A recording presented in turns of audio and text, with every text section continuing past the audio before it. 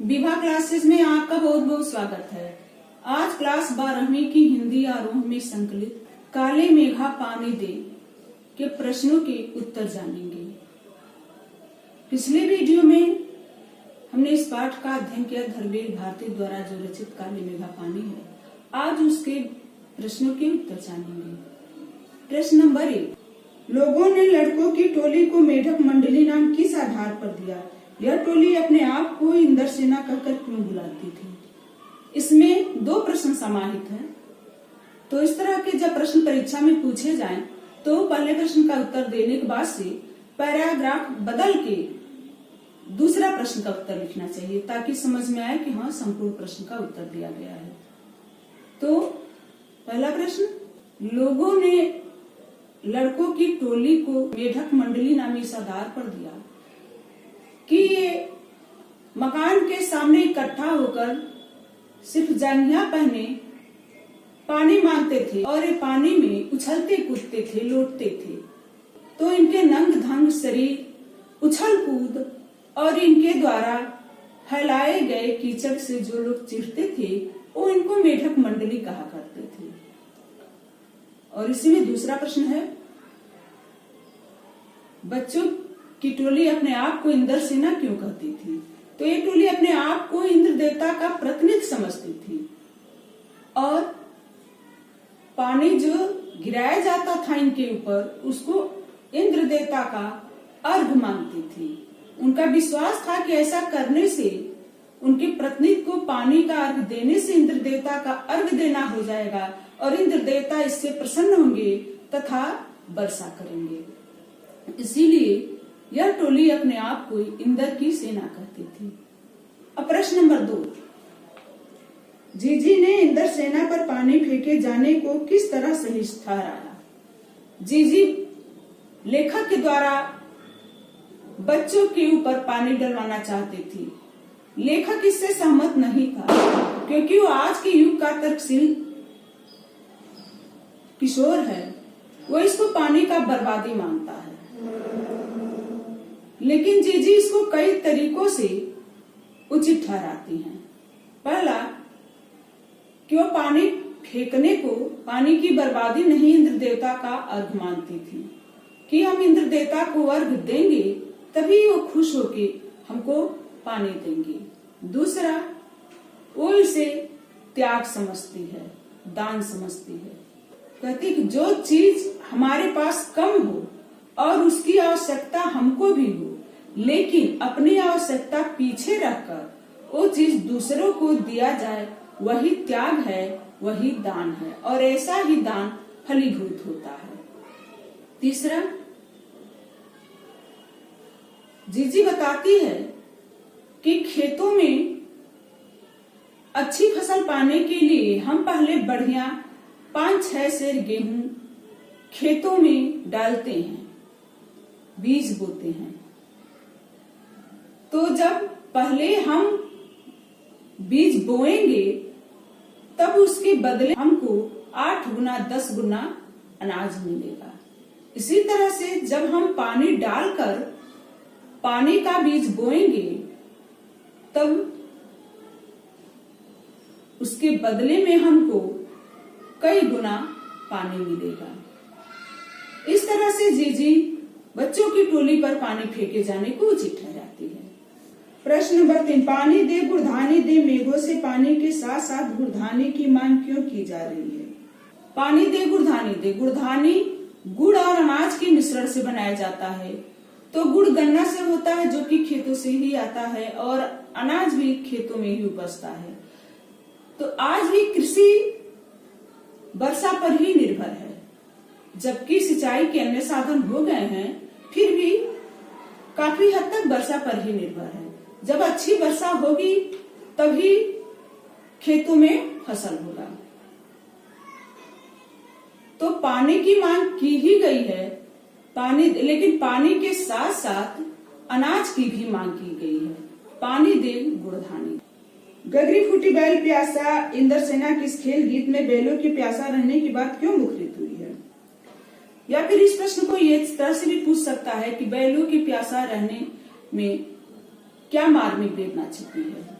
तो गगरी फूटी बैल प्यासा, गगरी फूटी मतलब पानी की कमी है, बैल प्यासा मतलब सारे पशु और जानवर प्यास से व्याकुल हैं।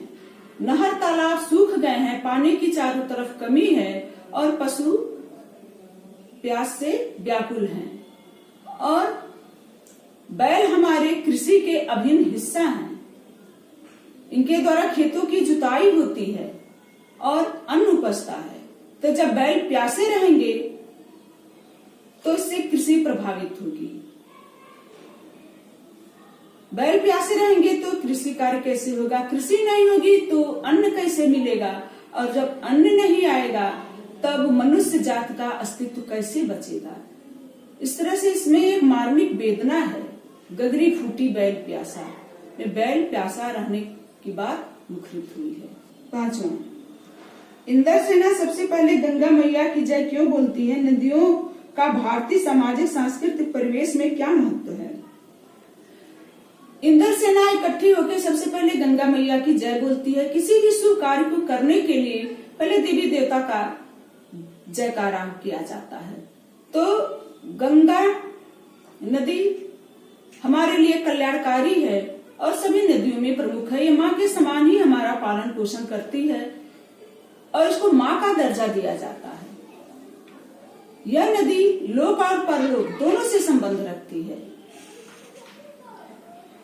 तो काफी कल्याणकारी होने के नाते और माँ के समान पूजनीय होने के नाते बच्चे सबसे पहले गंगा मैया की जय बोलते हैं। और इसी में दूसरा प्रश्न समाहित है, इसको आप थोड़ा पैरा बदल के लिखिएगा कि नदियों का हमारे भारतीय सामाजिक परिवेश में क्या महत्व है। नदियां हमारे लिए बहुत उपयोगी हैं। नदियों द्वारा खेतों की सिंचाई होती है जिससे जीवन संभव होता है। नदियों के किनारे सारी मानव सभ्यताएं फली फूली हैं। नदियां हमारे जनमानस में इस तरह से रच बस गई हैं कि इनके बिना जीवन अधूरा है। नदियों का हमारे जीवन में काफी महत्व है। प्रश्न नंबर 6, रिश्तों में हमारी भावना शक्ति का बढ़ जाना विश्वासों के जंगल में सत्य की राह खोजती हमारी बुद्धि की शक्ति को कमजोर करती है। पाठ में जीजी के प्रति लेखक की भावना के संदर्भ में इस कथन के औचित्य की समीक्षा कीजिए। प्रश्न जरा बड़ा है, लेकिन अगर प्रश्न को अच्छी तरह से समझ लेंगे हम तब इसका उत्तर भी आसानी ढंग से लिखा जा सकता है। रिश्तों में हमारी भावना शक्ति का बढ़ जाना। हमारी भावना जब रिश्तों में बट जाती है, रिश्तों में उलझ जाती है, तब विश्वासों के जंगल में सत्य की खोज करती बुद्धि की शक्ति कमजोर हो जाती है। विश्वासों का जंगल क्या है? हमारे समाज में बहुत से रीति रिवाज, परंपरा, मान्यताएं, व्रत, कथा, ये सब एक विश्वास पर टिका है। व्रत, कथा, रीति रिवाज, परंपरा सब विश्वास पर टिका है। तो बुद्धि का क्या काम है? वो तर्क द्वारा इसमें सत्य की खोज करती है कि क्या हमारे लिए, हमारे समाज के लिए कल्याणकारी है और कौन सा विश्वास है वह हानिकारक है। बुद्धि तर्क द्वारा सत्य की खोज करती है, लेकिन जब हमारी शक्ति रिश्तों में बट जाती है, हमारी भावना जब रिश्तों में उलझ जाती है, तो बुद्धि की शक्ति कमजोर हो जाती है और सत्य की खोज नहीं कर पाती है। पाठ में जीजी का जो प्रसंग आया है, तो जीजी लेखक के द्वारा पानी डलवाना चाहती है मेढक मंडली के ऊपर। लेखक आज के युग का वैज्ञानिक तर्कशील किशोर है। वह इसको उचित नहीं मानता, पानी की बर्बादी मानता है। लेकिन जीजी इसको कई तरीकों से सही ठहराती है। जीजी जो तर्क देती है, यद्यपि वो तर्क वैज्ञानिक नहीं है, फिर भी किशोर मानसिक रूप से तैयार न होते हुए भी जीजी की बात मान लेता है, जीजी के आगे अपने को परास्त समझता है। ऐसा इसलिए है क्योंकि जीजी के साथ वो रिश्तों में बंधा है, जीजी के साथ उसका काफी लगाव है। तो ये सत्य है कि हमारी भावना जब रिश्तों में बट जाती है तो विश्वासों के जंगल में सत्य की राह खोजती हमारी बुद्धि की शक्ति कमजोर हो जाती है। अब अगला प्रश्न, क्या इंदर सेना आज की युवा वर्ग की प्रेरणा स्रोत हो सकती है? क्या आपके स्मृति कोश में ऐसा कोई अनुभव है जब युवाओं ने संगठित होकर समाजोपयोगी रचनात्मक कार्य किया हो? उल्लेख करें।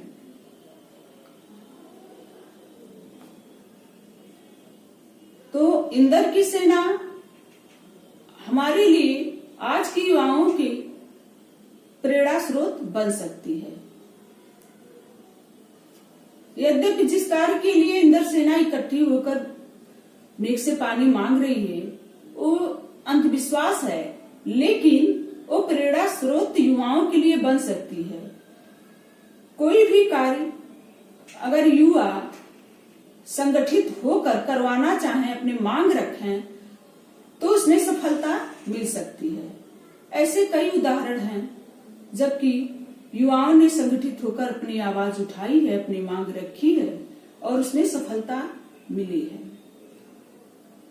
अंग्रेजों के खिलाफ लड़ाई भी हमने संगठित होकर लड़ी और उसमें सफलता मिली। गांधी जी का असहयोग आंदोलन भी इसी संगठित रूप का परिणाम है जो कि सफल हुआ।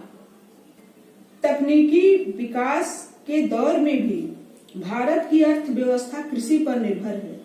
कृषि समाज में चैत बैसाख सभी माह बहुत महत्वपूर्ण है, पर आषाढ़ का चढ़ना उसमें उल्लास क्यों भर देता है?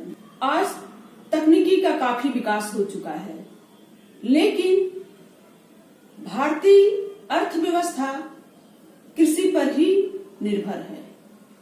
जबकि कृषि के लिए सभी महीने महत्वपूर्ण हैं, चैत बैसाख जेठ, लेकिन आषाढ़ का चढ़ना काफी महत्वपूर्ण है क्योंकि इसमें वर्षा अधिक होती है, वर्षा की संभावना ज्यादा रहती है जो कि फसल के लिए अच्छी मानी जाती है। वर्षा इस समय फसल के पुष्पित और पल्वित होने का समय रहता है और इसके लिए वर्षा जरूरी है। तो जब आषाढ़ मास आता है तब किसानों में उल्लास हो जाता है कि वर्षा होगी और खेतों में अच्छी फसल होगी। पाठ के संदर्भ में इसी पुस्तक में दी गई निराला की कविता बादल राग पर विचार करिए और बताइए कि आपके जीवन में बादलों की क्या भूमिका है। निराला की कविता बादल राग में बादल को काफी क्रांतिकारी रूप में दिखाया गया है। वह शोषित वर्ग के अधिकारों की रक्षा करती है, वो उनका अधिकार दिलवाती है तथा शोषकों से बचाती है। बादल वर्षा करके खेतों में फसल का उत्पादन कराती है, जिससे शोषित वर्ग प्रसन्न होता है, खुशहाल होता है और उसके अधिकारों की रक्षा होती है। पानी का संकट वर्तमान स्थिति में भी बहुत गहराया हुआ है। इसी तरह के पर्यावरण से संबंध अन्य संकटों के बारे में लिखिए। पानी का संकट आज भी काफी गहराया हुआ है। इसी तरह से अन्य कई पर्यावरण संबंधी संकट हैं, जैसे वैश्विक तापमान में वृद्धि, जल स्वच्छता संबंधी समस्या, वायु प्रदूषण संबंधी समस्या, ध्वनि प्रदूषण संबंधी समस्या और पानी के बहाव में बदलाव इत्यादि कई पर्यावरण संबंधी समस्या। तो इस तरह से काले मेघा पानी दे प्रश्न का उत्तर खत्म हुआ। आशा है आपको सारे प्रश्न के उत्तर समझ में आ गए होंगे। अगर आप मेरे चैनल पर नए हो तो कृपया मेरा चैनल सब्सक्राइब करें और पहले से यदि सब्सक्राइब कर चुके हैं तो इसको लाइक करें और कमेंट करें। अगले वीडियो में हम फिर अगले पाठ के साथ उपस्थित होंगे। धन्यवाद।